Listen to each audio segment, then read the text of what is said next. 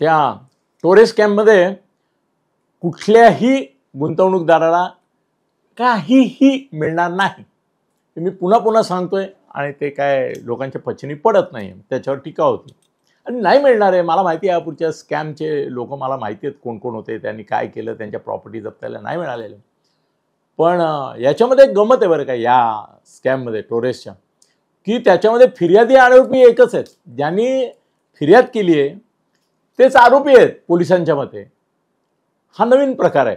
याचं कारण त्यांनी ते सगळी गुंतागुंत अशी करून ठेवलेली आहे की आपणच गुन्हा करायचा, आपणच फिर्यादी व्हायचं आणि आपल्याचपैकी काही जणांवर आरोप करायचे. हे आरोपीच फिर्यादी, फिर्यादीच आरोपी.